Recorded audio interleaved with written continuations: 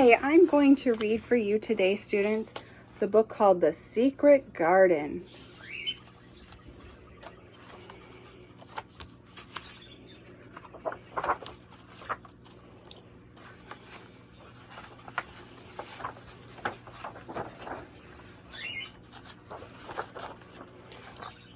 Once upon a time, a walled garden bloomed under the summer skies. In the north of England, but it was locked up and left all alone. And it stayed all alone for many years until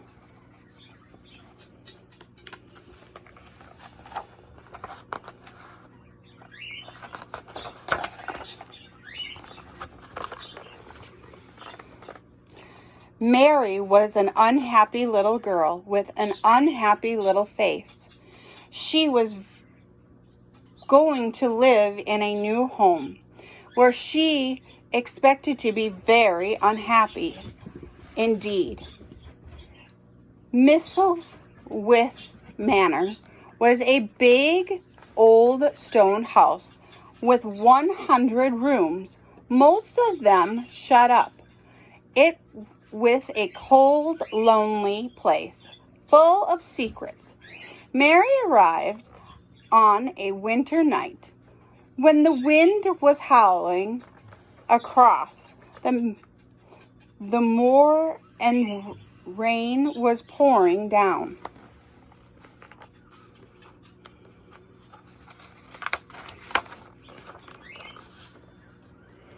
In the morning, Mary woke up alone. The house was silent and around her.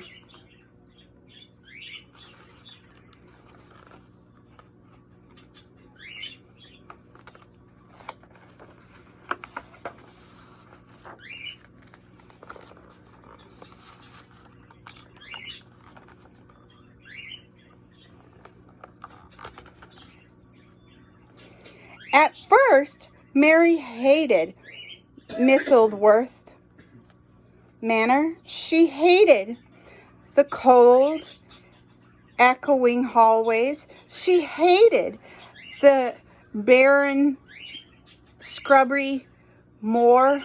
She even hated the nice, hot breakfast that Martha, the maid, brought to her room. One morning, Mary took her skipping rope and went out to explore. The house had many gardens, but they were mostly brown and bare in winter. Soon she met an old gardener named Ben. I'll tell you a secret, he said. Mary listened eagerly, and Ben told her about a hidden garden at Misselthwaite Manor, tucked away somewhere in the walls, and hidden hedges locked up tight. Mary liked having a secret.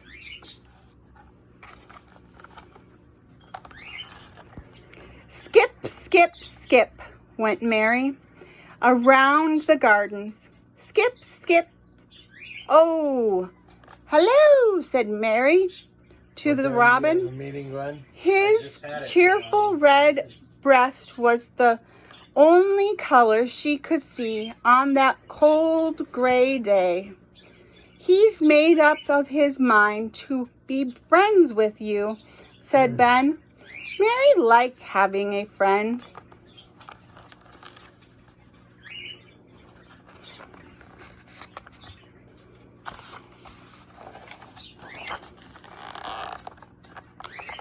Before long, Mary found she even liked the cold, wet air that blew in off the moor.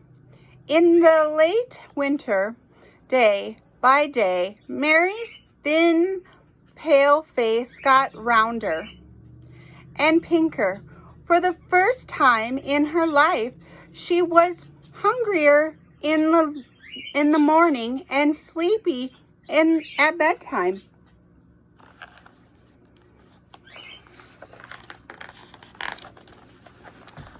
One day, the rain was too heavy for Mary to play outside, so she decided to explore the big old sad house. Up hallways and downstairs she went, turning the corner after corner, winding in and around out of the dusty room. She never saw anyone, but she heard someone crying. Who was it? Mary asked Martha that night. Just your imagination, Martha replied.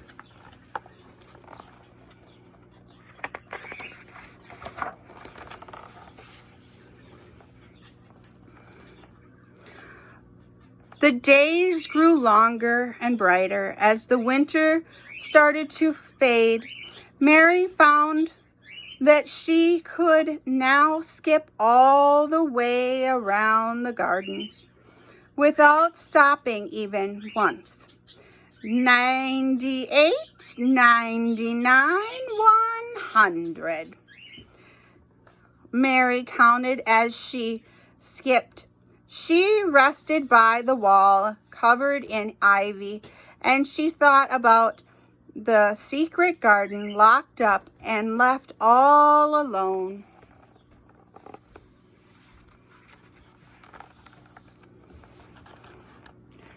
Chirp, cried the robin, picking at the dirt. Something gleaming and glittering, a key.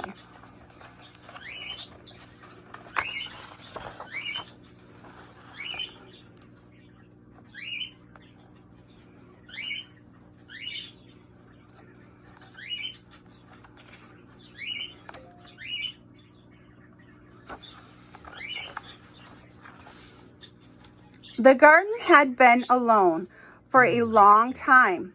Brown, scratchy rose bushes climbed the trees and trailed from branch to branch. Years of fallen leaves colored the ground like a gray blanket. Was the garden dead or just sleeping?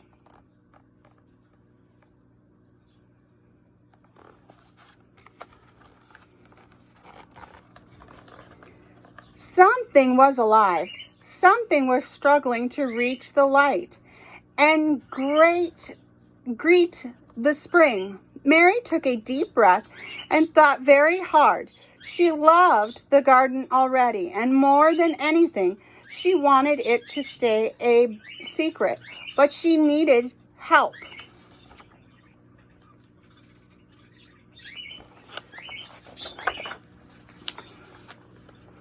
I need some advice, Mary told Martha, about a little garden. She did not say which one. You'll be wanting Dickon, Martha said. Her brother knew everything about plants and animals. So Martha sent for him. And the moment Mary met Dickon, she knew she could trust him with any secret.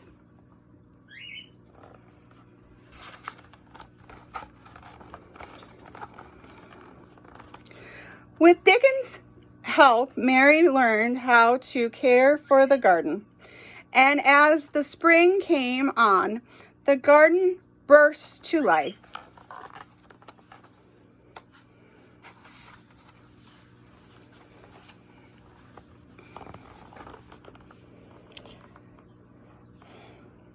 Misselworth Manor had one other secret.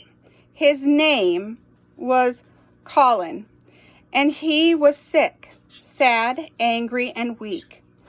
It was Colin who had been crying that day, and it was Colin's crying that reached Mary's ears and brought her to him one stormy spring night.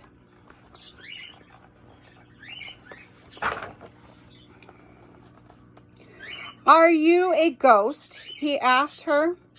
"Are you?" Mary said.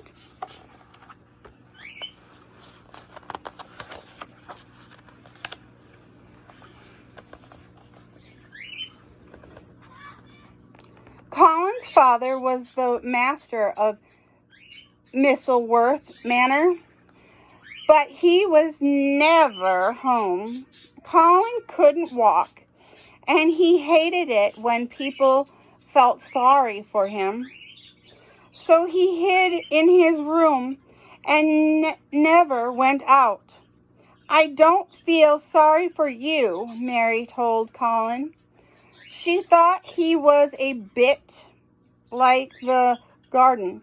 He'd been locked up and left alone for too long. How to help Colin? So Mary brought Dickinson to visit, and Dickinson brought his animals. "What you need," Dickinson told Colin, "is some fresh spring air."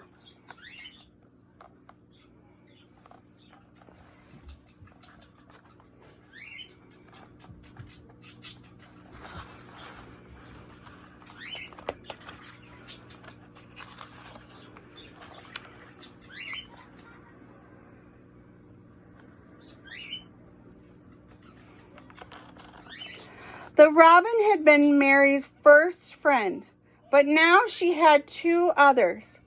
Mary Dickinson Colin worked in the secret garden every day, and every day more flowers appeared. Daffodils, foxgloves, and irises lined the walls.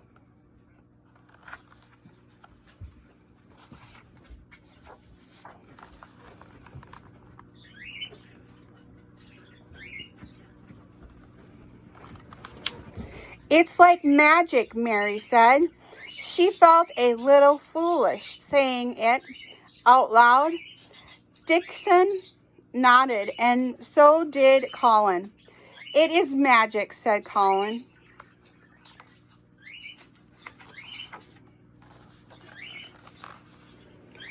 Day by day, the magic of the garden and the spring air and the bird song and the work of the digging and the watering made Colin strong and cheerful. It made Mary happy. It's just looking at him, and on the day that the roses finally burst into bloom, Colin walked.